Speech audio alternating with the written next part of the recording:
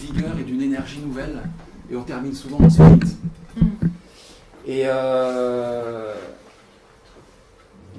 c'est un peu la même chose, je crois, ce qui est en train de se passer en ce moment. J'aimerais qu'on prenne un verset de départ. Et oui, pardon, je vous le dis, Ésaïe 46.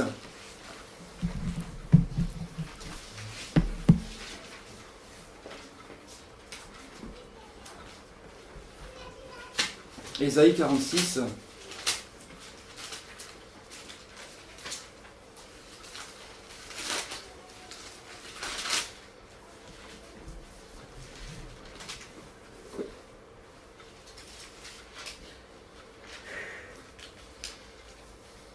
Verset 9.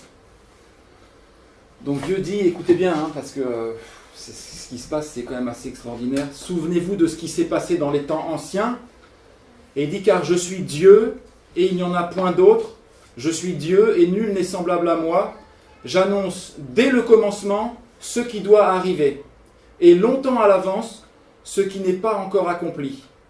Je dis, mes arrêts subsisteront, et j'exécuterai toute ma volonté.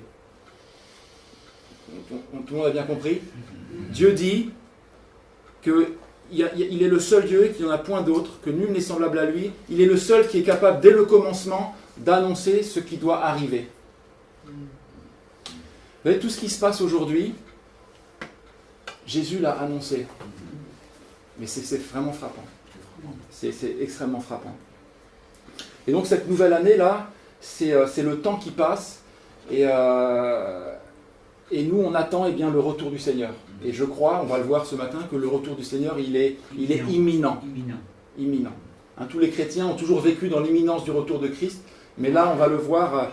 C'est pour ça que j'ai fait un diaporama, une fois n'est pas coutume en ce qui me concerne, mais il fallait sourcer les informations de manière scientifique, et pour que tout le monde puisse bien appréhender ce qui est en train de se passer.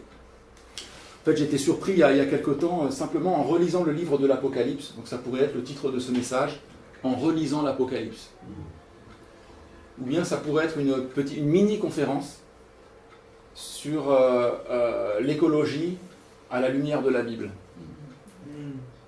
Alors là, franchement, je ne pourrais pas tout vous dire ce matin. J'ai fait qu'un résumé, je m'en suis tenu à l'écologie, sur ce qui est en train de se passer. Je ne vais pas parler des guerres, des bruits de guerre, des maladies. Tu as parlé tout à l'heure de maladies. Je ne vais pas parler des famines. Je vais juste m'en tenir à l'écologie.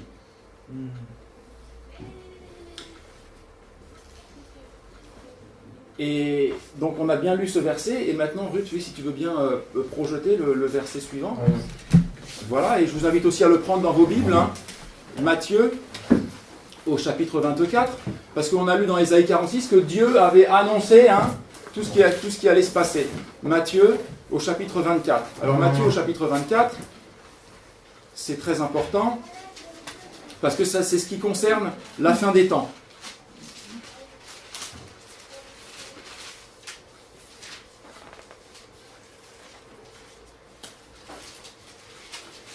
Vous y êtes à Matthieu chapitre 24 ?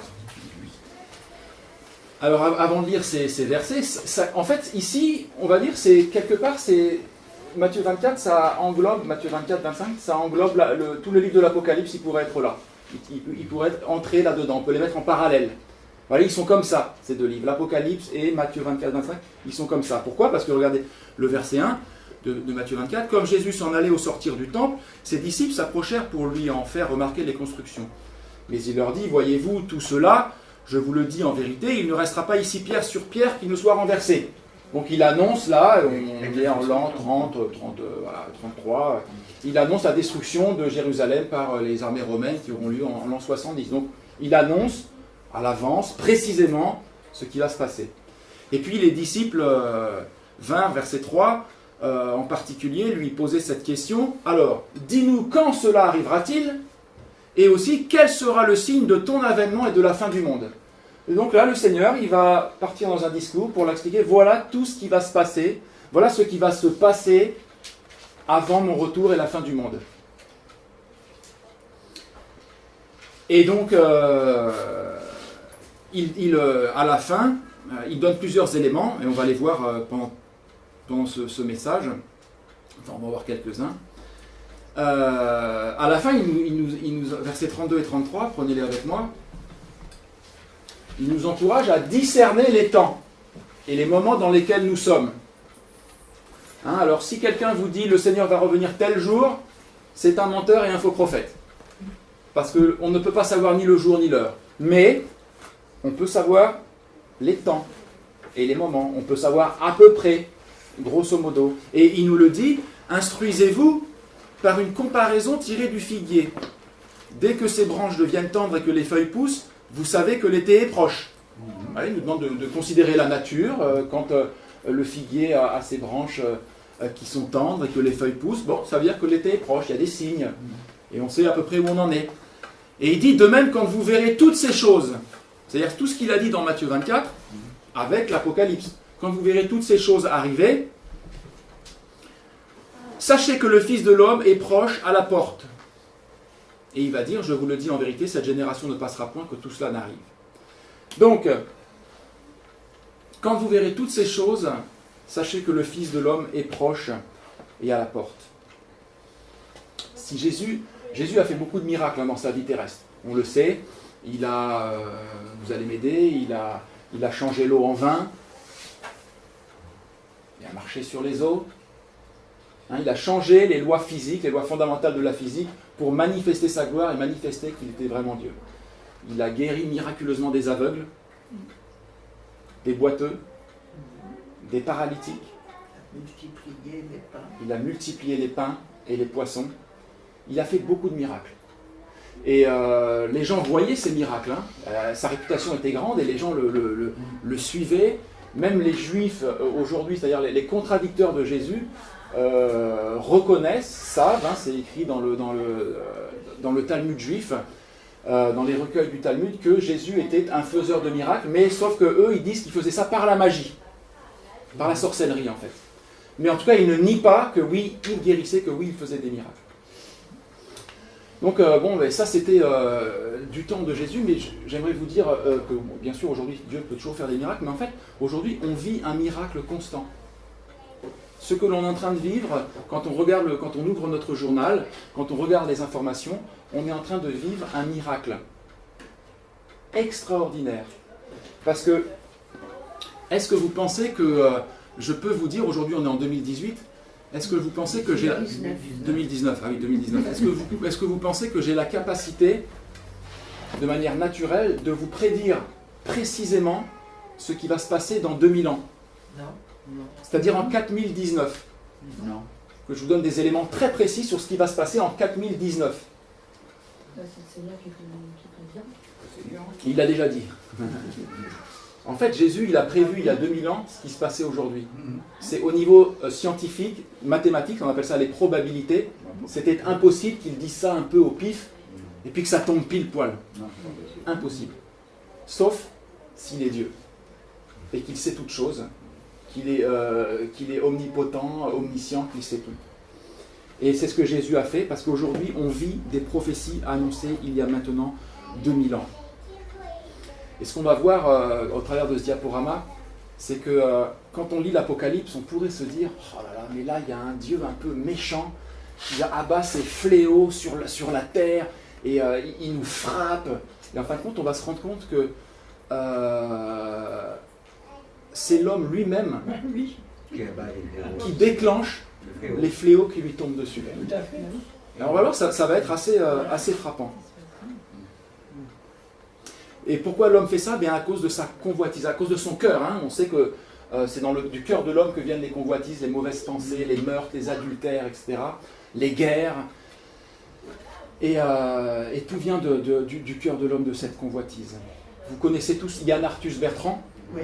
Yann Arthus Bertrand, hein, qui travaille beaucoup pour l'écologie. En fait, lui, il fait des reportages. Hein. C'est un réalisateur. Il a fait notamment La Terre vue du ciel. Ah oui, c'est super. Magnifique documentaire.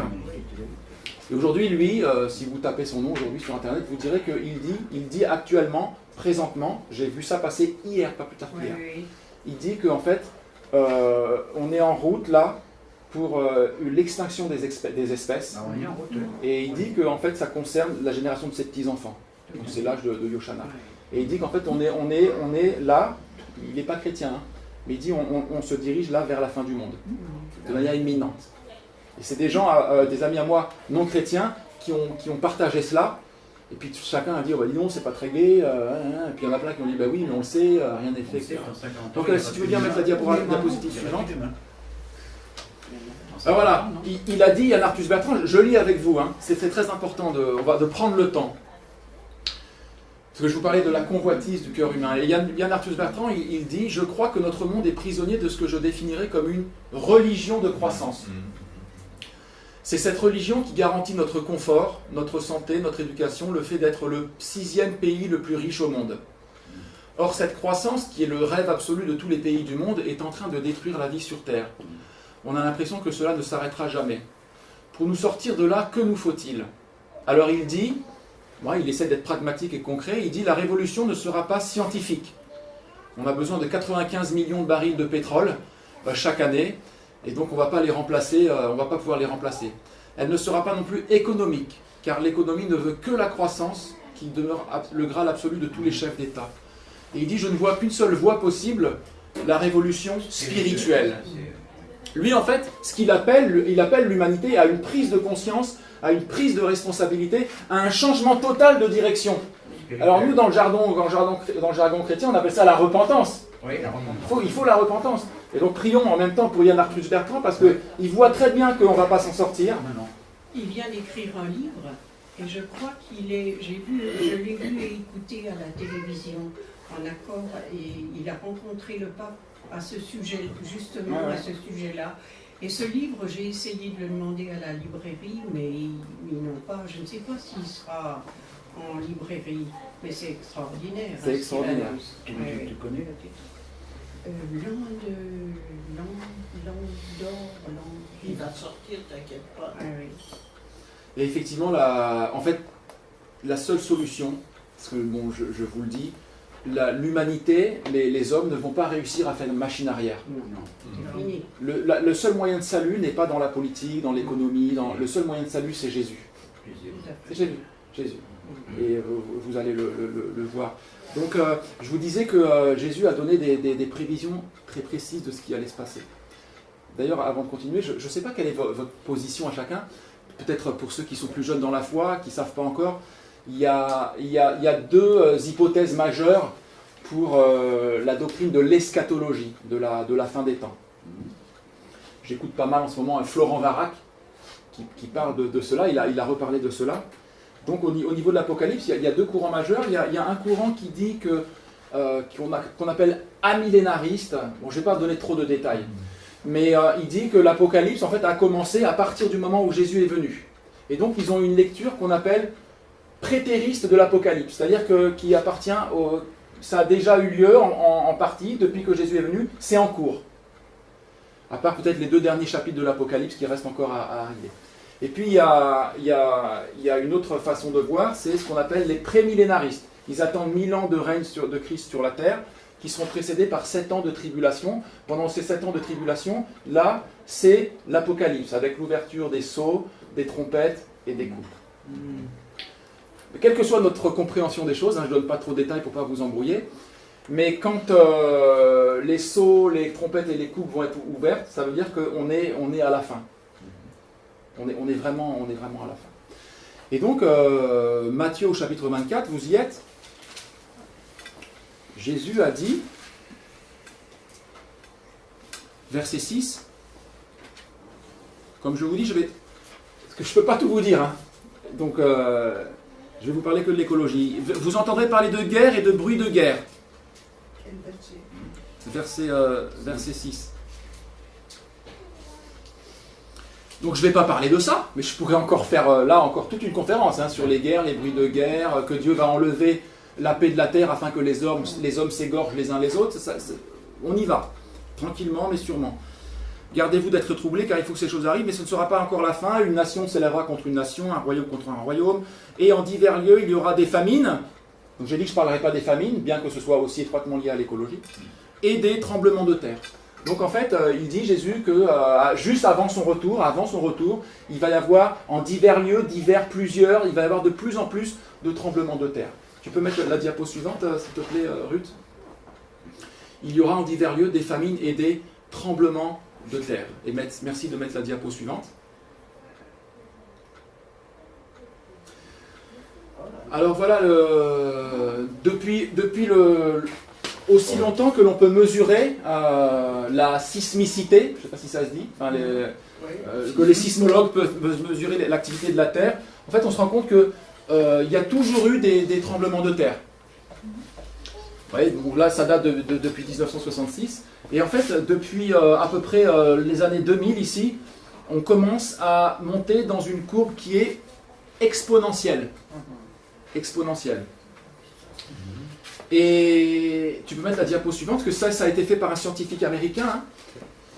Le taux des grands tremblements de terre, donc il précise bien ceux de magnitude supérieure à 7, a grimpé de 65% depuis 1979. Mais on voit la courbe qui commence vraiment à monter à partir des années 2000. Nous avons récemment connu une période qui a vu l'un des taux les plus élevés de grands tremblements de terre jamais enregistrés, a déclaré. Donc ça c'est l'auteur de l'étude. Donc si vous voulez vérifier ou si vous ne me croyez pas, non mais il faut citer ses sources, hein, il faut être couvert. Hein. C'est un certain Tom Parson qui est l'auteur de l'étude. Il est chercheur en géophysique à l'US Geological Survey à Menlo Park en Californie. C'est assez parlant, assez frappant. Si vous allez dans Apocalypse maintenant, et si tu veux bien mettre le verset, Ruth.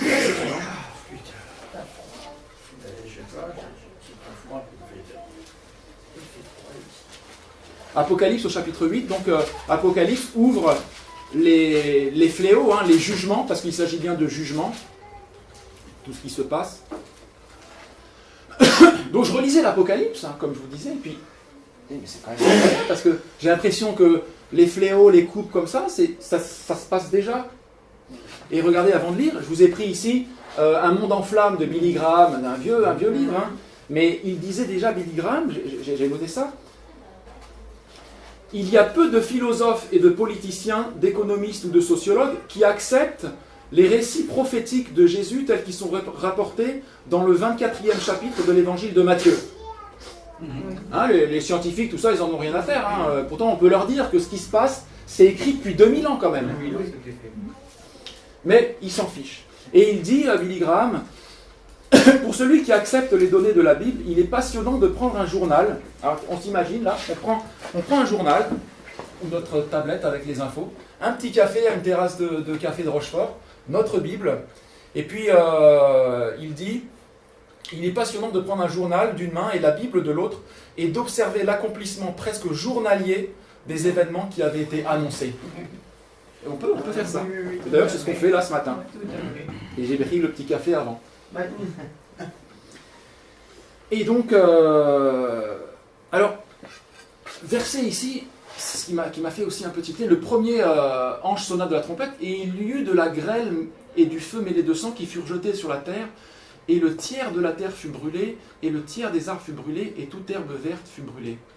Alors, le langage de l'Apocalypse, quand on étudie un peu l'Apocalypse, il parle du style littéraire. Donc il y a un style littéraire aussi parfois qui est appelé symbolique. Et ce qu'il faut aussi comprendre, c'est que Jean, quand il a eu la révélation, il voyait des choses qui n'existaient pas de son époque. Donc il fallait qu'il décrive avec ses mots, vous comprenez, des choses qui n'existaient pas. Pour donner un exemple, imaginez qu'on arrive sur une île habitée par une tribu autochtone qui a été coupée de la civilisation, qui ne connaît rien. Ça existe d'ailleurs, ça existe toujours, ouais.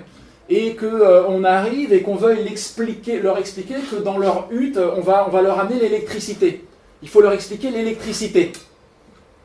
Ah, comment vous allez faire pour lui dire que l'électricité, eh bien, ça vient éventuellement d'une centrale nucléaire, donc il va falloir décrire une centrale nucléaire. Donc qu'est-ce qu'on va dire? Alors c'est comme un immense rocher qui crache de la fumée, de la vapeur, et puis il y a comme... Alors c'est quoi l'électricité pour eux? Qu'est-ce qu'on peut leur dire?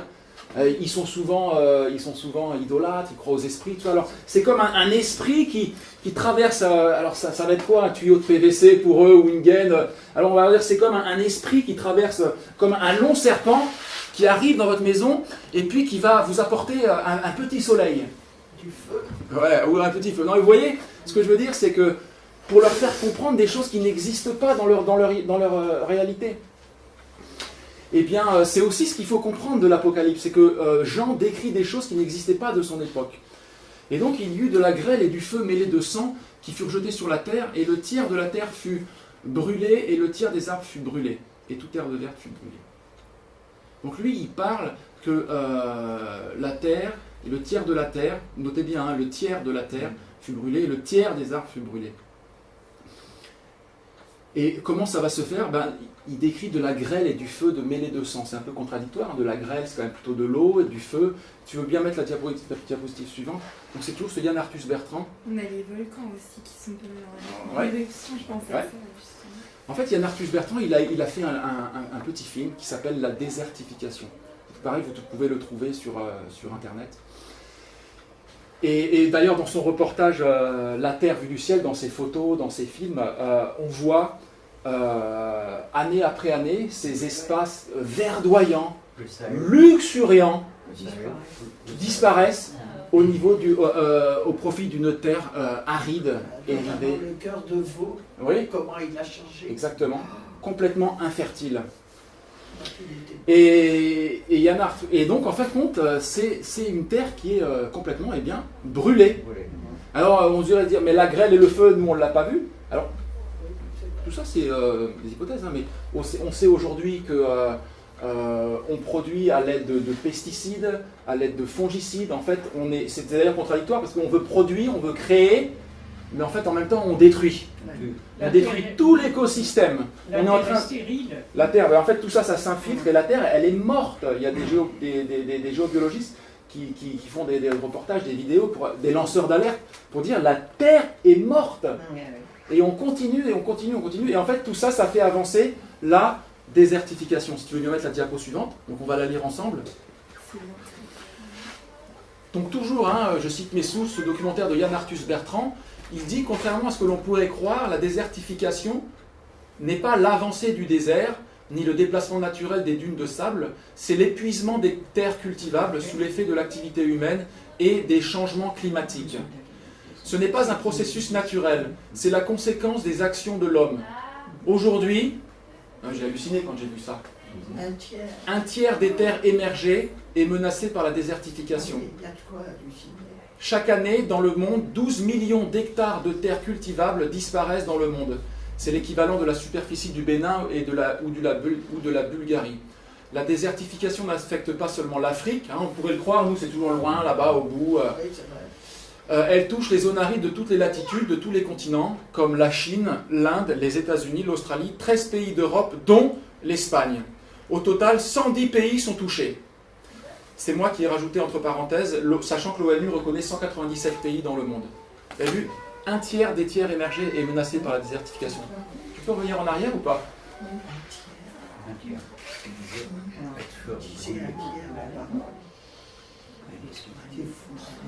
Sinon c'est pas grave, hein. Encore.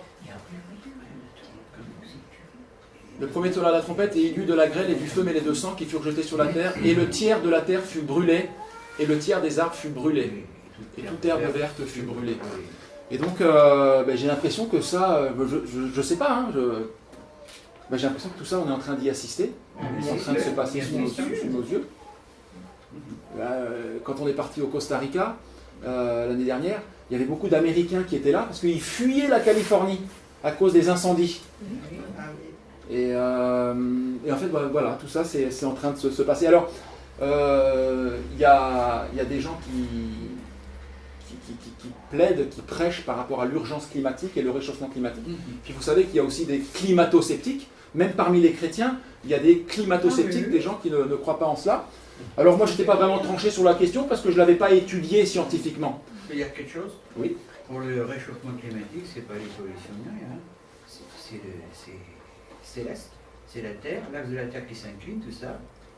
Et c'est normal. Là, on est en fin de période glaciaire. Et c'est des gars qui ont fait des grosses études. Et dans 40 000 ans, on rentrera dans une autre période glaciaire. Et ça, c'est pas les... On a peut-être contribué, l'homme a contribué. Mais C'est céleste, c'est l'inclinaison de l'axe de la Terre par rapport au Soleil et la distance vis-à-vis du Soleil. En tout cas, c'est certainement, oui, multifactoriel. Oui. En tout cas, maintenant, je commence à être tranché sur ma position concernant le réchauffement climatique. Enfin, c'est parce que la Bible le dit. Oui, tout est en train d'être brûlé. Mais on va continuer, on va pas s'arrêter là. Apocalypse 8, verset 8. Oui, si tu veux mettre le verset suivant. Aussi, on reste là, mais dans les documentaires de Yann Arthus Bertrand, c'est frappant aussi de voir ces espaces qui étaient auparavant des lacs avec des bateaux. Et aujourd'hui, c'est des déserts. Vous avez vu ça aussi, c'est des images quand même complètement frappantes. Quoi. Mais donc, on continue. Apocalypse 8.8. Non, juste avant. Et le tiers des créatures qui étaient dans la mer et qui avaient vie mourut. Apocalypse 8, verset 8. Le deuxième ange sonna de la trompette et quelque chose comme une grande montagne embrasée par le feu fut jetée dans la mer. Le tiers de la mer devint du sang et le tiers des créatures qui étaient dans la mer et qui avaient souffle de vie périt. Et le tiers des navires fut détruit. En tout cas, sur le tiers des créatures qui étaient dans la mer et qui avaient vie mourut. Puis lui, il voit comme une grande montagne embrasée jetée dans la mer. Alors là, je pense que c'est un peu notre histoire de parler de l'électricité aux gens sur la tribu, de la tribu sur la Lille. Il décrit quelque chose qu'ils ne voient pas. Alors, je ne sais pas si cette grande montagne qui est dans la mer, c'est finalement ce 7e continent de plastique. Je ne sais pas si c'est ça ou pas. Mais en tout cas, je ne sais pas si on peut dire que c'est ça. Mais en tout cas, ce qui est sûr, c'est qu'aujourd'hui, on assiste...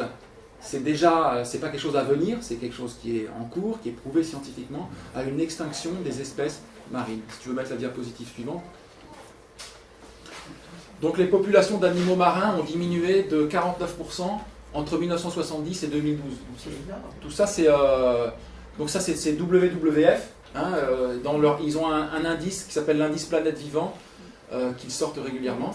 Donc les populations d'animaux marins ont chuté de moitié depuis les années 1970 du fait de la surpêche, de la pollution, du changement climatique, a averti l'Organisation de défense de l'environnement WWF dans un rapport rendu public mercredi 16 septembre.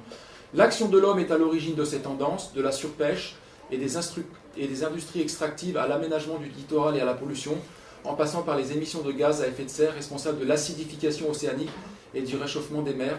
Nous conduisons collectivement l'océan au bord du précipice. Donc, j'ai un ami, je vous le dis, parce que je pense qu'on arrive vraiment vers la fin, et en fait maintenant je m'en fiche, que les gens ils soient contents ou pas, je leur donne des traités, je les invite à l'église, j'ai plus de complexe quoi. Ce matin j'ai invité un ponte, c'est enregistré là ? J'ai enregistré un ami, c'est un ponte d'un certain milieu associatif à La Rochelle. Il était guide de pêche en mer à La Rochelle, il avait son bateau, et alors sur son site internet on le voit avec des poissons comme ça, et les gens faisaient de la pêche avec lui, des bars, des maigres, il y avait du poisson à foison. Et en fait là, depuis 3-4 ans, année après année, il me dit à chaque fois que j'ai des clients, on va en mer et on rentre. Bredouille. On rentre bredouille. Il n'y a plus de poissons. Et donc ce monsieur-là, l'année dernière, il a vendu son bateau. Il a vendu son bateau. Il ne peut plus vivre de cela. Alors il y a certes des endroits sur la Terre où ça grouille encore de poissons. Notamment, je vous parlais du Costa Rica. Là, ça grouille encore de poissons, mais ça devient sur des endroits vraiment très localisés. Et il y a cette diminution vraiment conséquente du nombre d'animaux vivants dans les mers qui est en train de disparaître. Ça grouille de poissons, c'est fin dans les réserves. Oui. Ils font les trucs comme ça, heureusement. Mais autrement. Et donc cet ami dont je vous parlais ce matin, je lui ai dit venez, toi, parce que sa conjointe habite à Rochefort, j'ai dit une petite conférence sur l'écologie à la lumière de la Bible, ou une perspective biblique sur l'écologie. Parce que lui, il est désespéré. Il est désespéré de l'état de la planète et il sait qu'on ne va pas s'en sortir. Il voit bien qu'on ne va pas s'en sortir. Mais ils n'ont pas voulu venir parce qu'ils avaient sport. Et ça, c'est aussi écrit dans... C'est un dieu, le sport. Et ça, c'est aussi écrit dans Matthieu 24. Non, ne le prenez pas, on va avancer. C'est plus très long en fait, hein, parce que j'ai été obligé d'être court, parce que sinon je pourrais passer jusqu'à ce soir à vous parler de tout ce qui se passe. Tu continueras, Stéphane, j'espère. Oui, d'ailleurs, pour si on veut penser à des conférences d'évangélisation, tout ça, on pourrait développer vraiment une conférence sérieuse sur ce sujet-là. Ça serait intéressant. Mais depuis les années 70, c'est connu cette pollution-là, mais l'homme n'a pas cru, n'a laissé faire. Hein. Mais la force de l'homme aussi a été utilisée parce que c'est produit. Voilà, en fait, je vous disais, ils n'ont pas pu venir parce qu'ils avaient sport. Et ça, c'est aussi écrit dans Matthieu 24. Il y a écrit « Ce qui arriva du temps de Noé arrivera de même à l'avènement du Fils de l'homme. Car dans les jours qui précédèrent le déluge, les hommes mangeaient et buvaient, se mariaient et mariaient leurs enfants, jusqu'au jour où Noé entrait dans l'arche. Ils ne se doutèrent de rien, jusqu'à ce que le déluge vienne et les emporte tous. Il en sera de même à l'avènement du Fils de l'homme. » C'est ça, c'est pareil, les gens, on leur dit « Mais non, ils s'en fichent, ils continuent à vivre leur vie, et ils ne veulent pas de la solution. » Alors est-ce que l'être humain, parce que là, c'est ce que beaucoup espèrent encore, on va réussir à freiner des cas de fer, et il va y avoir une prise de conscience tout d'un coup, là, sans Dieu, et puis on va prendre des mesures, on va éradiquer le terrorisme, on va éradiquer la misère, on va stopper la pollution, et on va s'en sortir. Non. Diapositive suivante. Voilà comment ça va évoluer. Un petit peu plus tard, hein, dans le déroulement des choses. Le second versa sa coupe dans la mer, et elle devint du sang comme celui d'un mort, et tout être vivant mourut, tout ce qui était dans la mer. Alors là, on peut crier « Oh, catastrophisme, t'es un prophète de malheur, tu nous saoules avec ta Bible ». Diapositive suivante. Ça, c'est dans l'Obs Planète de mai 2010. L'ONU dit que d'ici 40 ans, donc en 2010, hein, ça nous amène à 2050, l'ONU dit que d'ici 40 ans, tous les poissons pourraient avoir disparu des océans. Selon les experts de l'ONU, tous les poissons pourraient avoir disparu des océans d'ici à 2050. Sous-entendu, si rien n'est fait. Mais en fait, ça, la Bible nous dit que ça y est, ça va arriver. Pas encore, mais ça va arriver. Donc on continue. Apocalypse 8, verset 9 à 10. Écoutez bien là aussi. Hein. Le troisième ange sonna de la trompette, et il tomba du ciel une grande étoile ardente comme un flambeau. Alors, voilà, quand il dit comme un flambeau, ça veut dire que là il est en train d'essayer de décrire quelque chose qu'il ne comprend pas. Elle tomba sur le tiers des fleuves et sur les sources d'eau. Donc ici il est question des sources d'eau, donc des rivières, des fleuves, qui vont être pollués. Le nom de cette étoile est Absinthe, et le tiers des eaux fut changé en absinthe, et beaucoup d'hommes moururent par les eaux parce qu'elles étaient devenues amères. Donc l'absinthe, c'est amer et toxique. Et donc il va se passer quelque chose dans les sources d'eau, dans les rivières, dans les fleuves, qui va faire que ça va devenir toxique et que ça va générer la mort. On sait très bien que la fin des fleuves et tout ça, c'est la mer. Hein, tout ça, ça se jette dans la mer. Diapositive suivante. Alors, vous savez, je vous parlais de la convoitise, on aime bien être, hein, on est dans l'Occident, c'est la mode, hein, c'est fashion victime, etc. Et puis, il est question aujourd'hui de l'atelier du monde. L'atelier du monde, c'est là où sont produits à pas cher les vêtements desquels toute l'humanité se vêtisse, ceux qui ont en tout cas de l'argent, hein, c'est surtout pour les pays les plus riches, les pays de l'Occident, les pays émergents. L'Asie du Sud-Est et la Chine sont appelés ateliers du monde, zone particulièrement touchée par la pollution engendrée par les usines. 70% des cours d'eau chinois sont pollués par les usines de textiles, de produits chimiques et pharmaceutiques.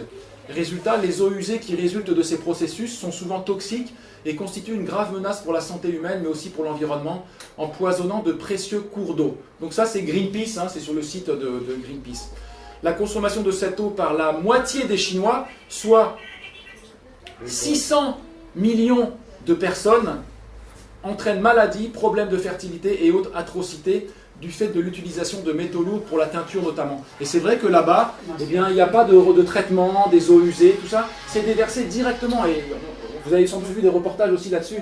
Ils font les vêtements, ils mettent les colorants, ils mettent les produits chimiques, et tout ça c'est déversé directement dans les eaux dans lesquelles ils lavent leurs vêtements, dans lesquelles les enfants se baignent, parfois dans certaines contrées là où les gens boivent l'eau. Et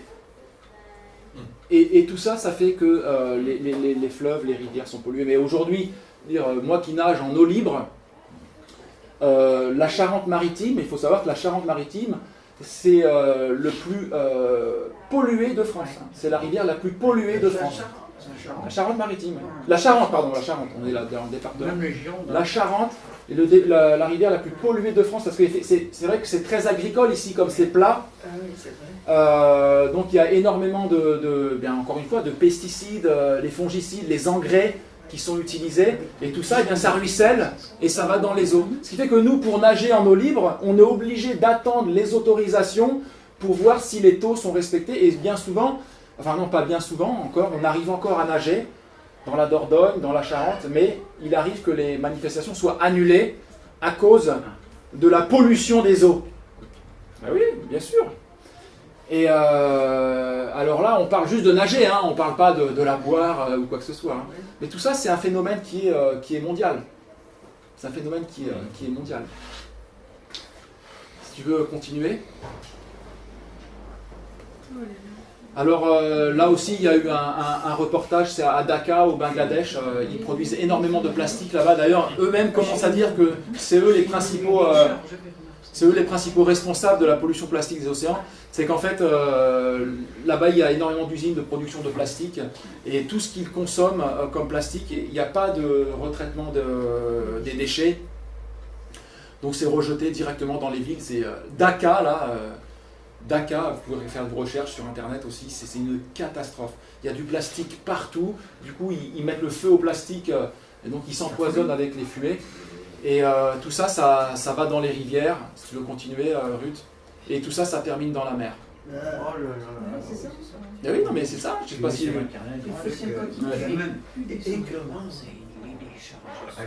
Voilà, alors, tout ça c'est à cause de la cupidité de l'homme. Hein.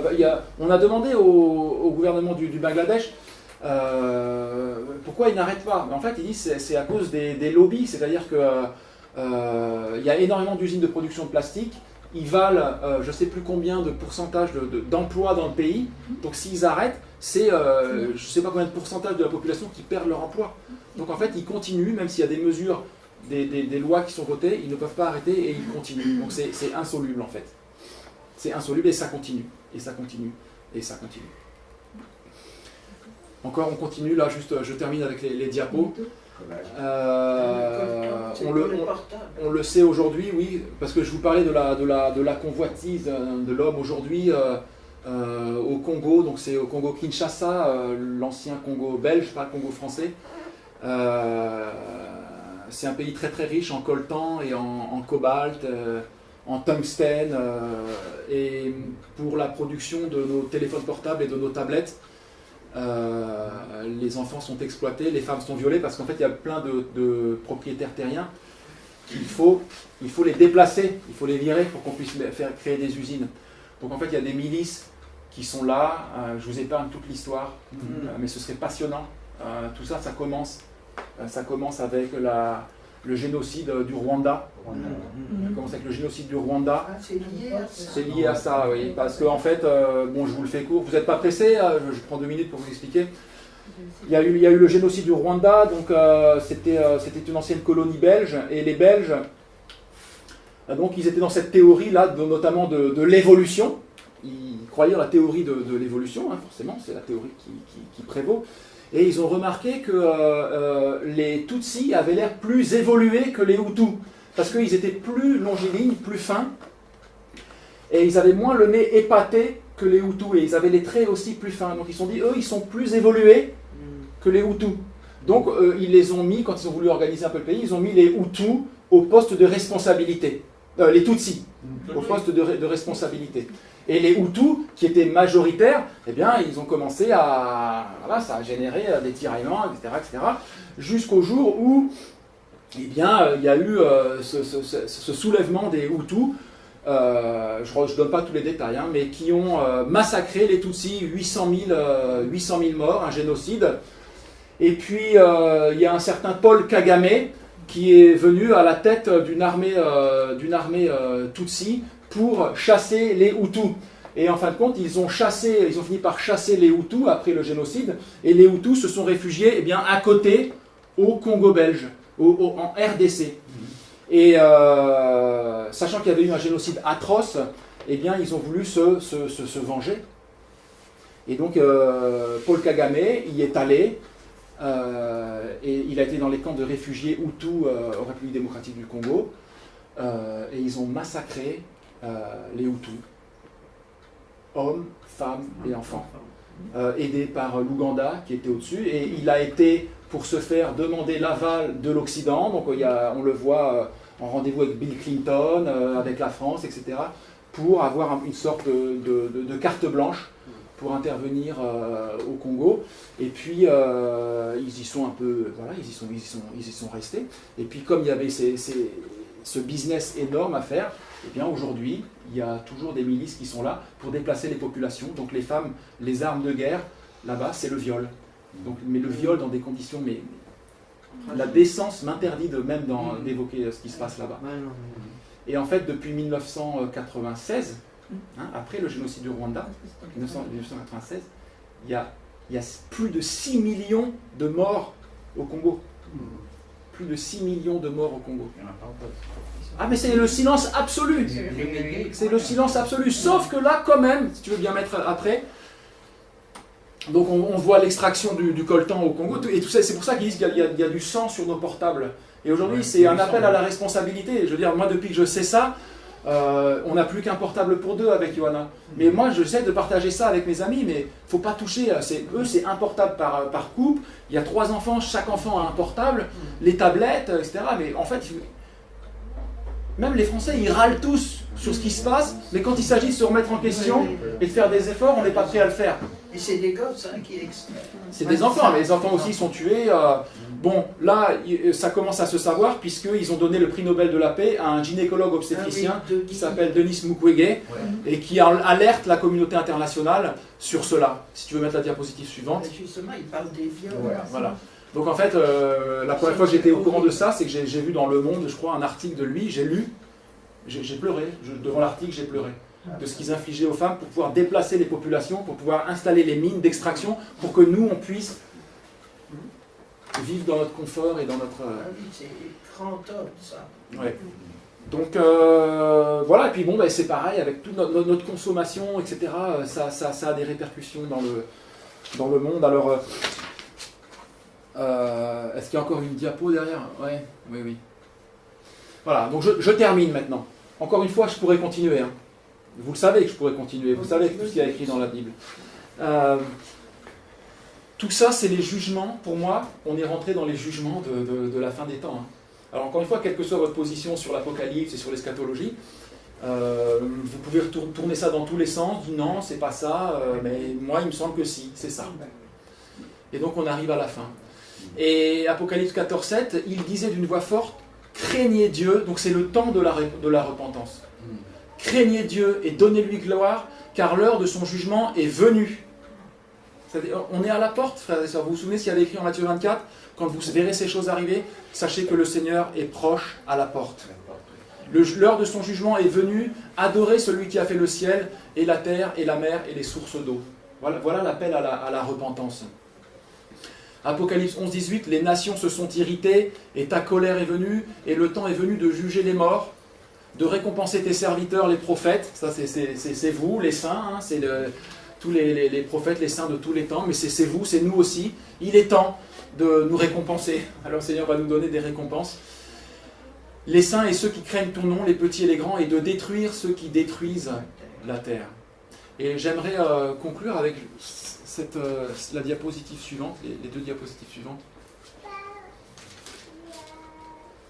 Un parallèle entre, encore une fois, ça c'est quelque part, c'est prophétique, hein. Jésus l'avait annoncé, ce que les nations réalisent maintenant. Car c'est du dedans, c'est du cœur des hommes que sortent les mauvaises pensées, les adultères, les impudicités, les meurtres, les vols, les cupidités. Hein, la cupidité, c'est l'amour de l'argent, hein. Le vol, c'est le pillage des pays, hein. Le pillage de l'Afrique, c'est terrible tout ce qui se passe. Hein. Vous savez, nous, on n'est pas le 6e pays le plus riche du monde pour rien. Hein. La richesse, on a été la chercher. Hein. Enfin, bon, ça me met vraiment en colère, et le Seigneur aussi. Et nous, on n'est pas mieux que les autres. Hein. Nous, notre seule issue de sortie, c'est la repentance, et c'est le fait que Jésus soit mort pour nous. Et certes, on peut essayer de prendre nos responsabilités, de nous améliorer, et on est appelé à cela, mais notre seule issue de sortie, c'est Jésus-Christ qui est mort pour nous. Il nous a pardonné pour nos convoitises, notre cupidité, etc. C'est la croix de Christ. Et donc, il dit que toutes ces choses mauvaises sortent du dedans et souillent l'homme.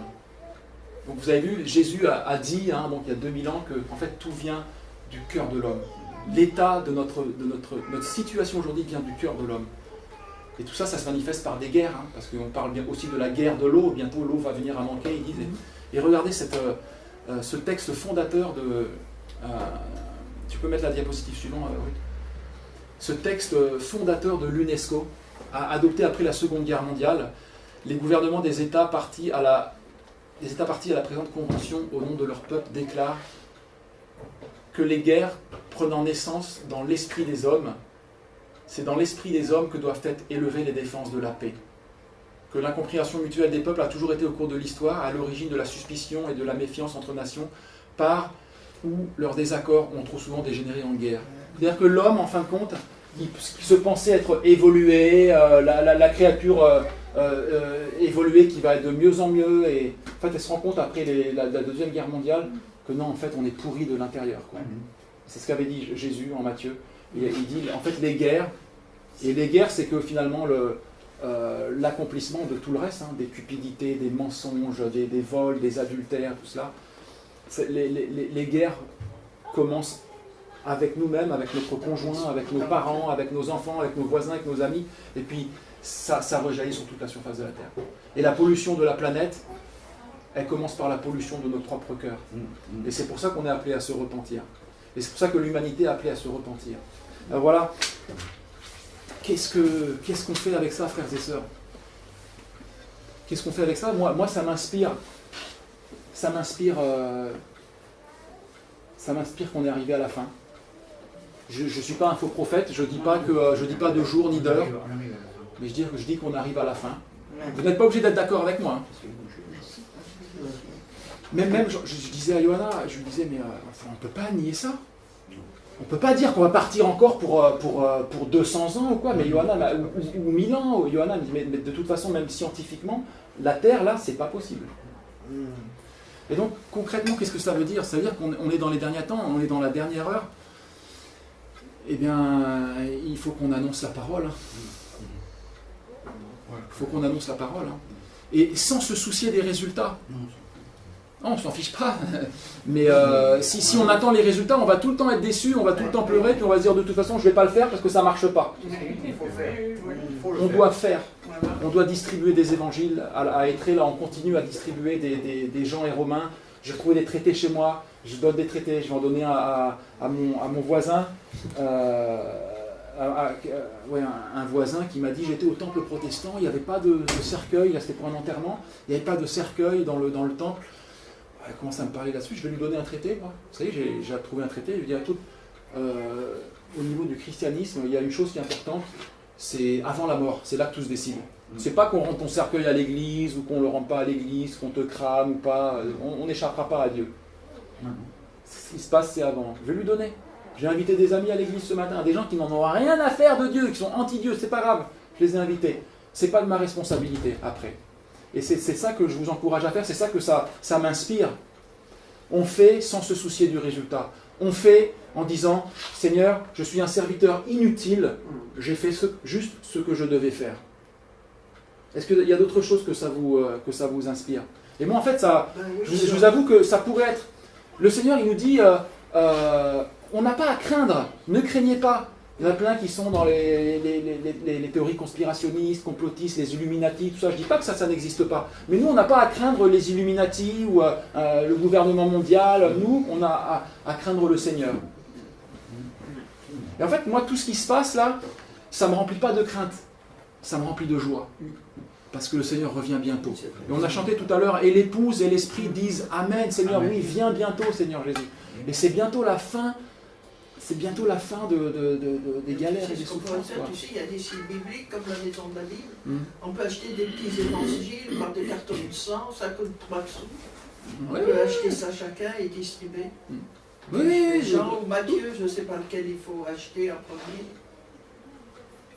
tout est bon à prendre pour... On Est-ce peut que ça vous acheter inspire d'autres et choses? Est-ce que... distribuer. quelle heure il est? Ah, je suis même pas en retard, dis donc.